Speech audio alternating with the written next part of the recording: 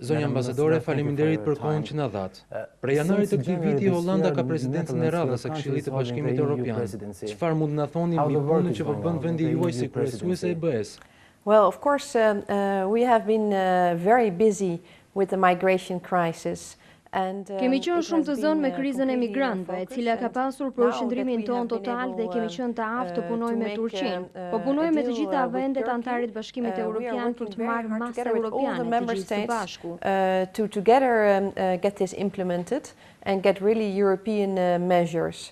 And these measures they are focusing on creating a better refuge in the region, për refugjatët në rajon, në punën për regjistrimin e refugjatëve të kemi një bashkëpunim më të ngushtë në kontrollin e kufive, si dhe sigurisht në parandalimin e dhunës në Siri. Është një detyrë e vështirë, por ne jemi optimistë se bashkëpunimi mes vendeve anëtare po përmirësohet gjithnjë më but we are quite optimistic that the cooperation amongst member states is getting better and better.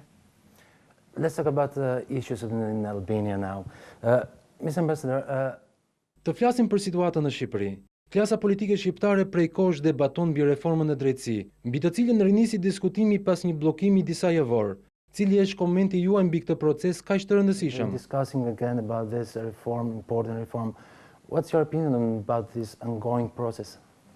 I think it is really important that Parliament has Mendoj se është shumë e rëndësishme që Parlamenti ka rifilluar dialogun. Mendoj se reforma në gjyqësor është shumë e rëndësishme për Shqipërinë.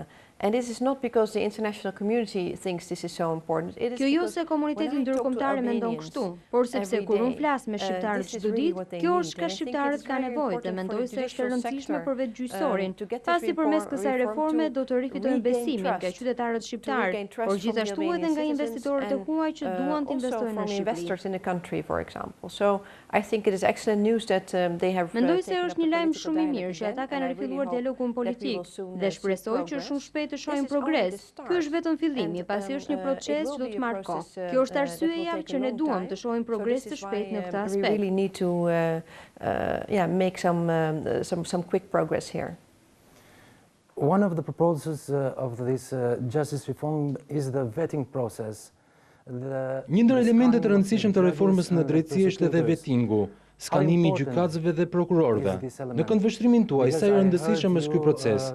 Pasi unë di që ju keni qenë mjaft kritike mbi korrupsionin në gjyqësorin shqiptar.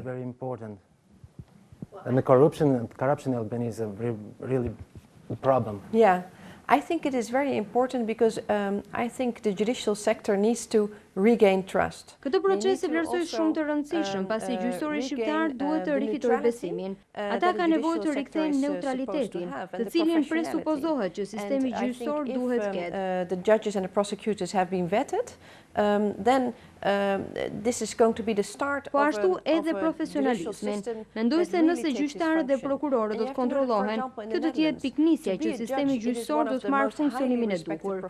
Duhet të dini se për shembull në Holandë të jesh gjyqtar është një ndër profesionet më të larta dhe të respektuara. Dhe kjo jo vetëm për shkak se qytetarët e shprehin, por sepse ata e ndjejnë kështu.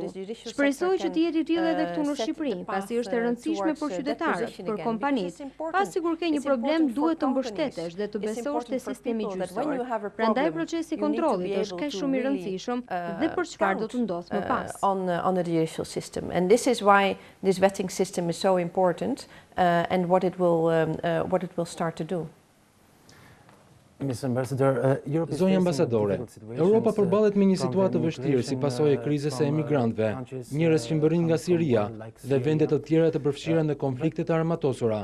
Por ka edhe azilkërkues nga vendet e Ballkanit Perëndimor, përfshirë Shqipërinë, të cilët janë drejtuar Europës, Holandës gjithashtu. A keni një koment për këtë situatë? What do you have to say? Yes, well, I regret to say that indeed the number of asylum seekers from Albania has gone up tremendously.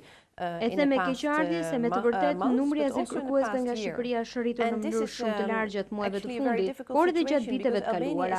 Kjo është një situatë e vështirë, pasi Shqipëria është një vend i sigurt, një vend i cili ka marrë statusin e vendit kandidat për në Bashkimin Europian. Not at all.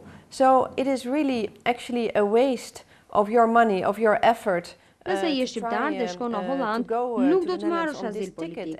As pak, është humbje parave dhe mundimeve që të përpiqesh të shkosh në Holandë.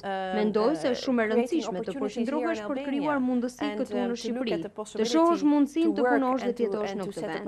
Ky duhet jetë qëllimi i njerëzve, sepse të kalosh përmes rrugës së azilkërkimit është e sigurt se do të zhgënjehesh.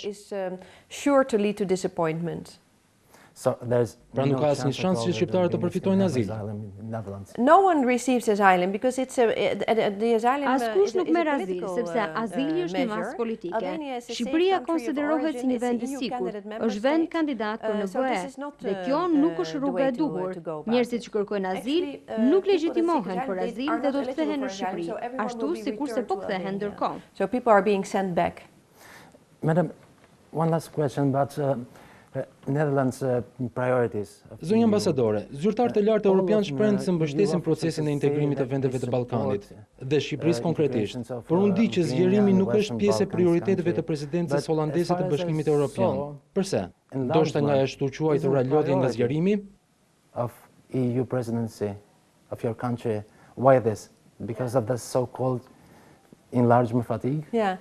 So the Dutch presidency has three clear priorities. Presidenca holandeze ka 3 prioritete të qarta, çështje të cilat janë në krye të agjendës së të gjitha vendeve anëtare për momentin. E para është migracioni dhe siguria, e dyta krijimi i vendeve të punës dhe krijimi një ekonomie më inovative për Bashkimin Europian. Dhe treta ka të bëjë me zbatimin e marrëveshjes së Parisit për çështjet klimaterike dhe lidhja më e ngushtë me qytetarët. Sigurisht, procesi i integrimit rajonit të Ballkanit është pjesë e agjendës, të cilën e kemi përcaktuar të gjithë së bashku. Por duhet t'ju them se duhen dy vetë për të përcyer tango. Mendoj se është e qartë për vendet e Ballkanit se çfarë është në agjendën e tyre, se çfarë është e nevojshme të bëjnë, dhe në fakt ata duhet të bëjnë. Në këtë aspekt, Holanda, si mbajtës e presidencës së BE-s, mban pozitën e të qenurit neutral, të një ndërmjetësi të drejtë dhe të paanshëm, do të ofrojë asistencë për procesin, ashtu sikurse është rënë dakord me të gjitha vendet e Ballkanit. As it has been agreed upon with all the Balkan countries. Madam Ambassador, thank you for your time. Thank you.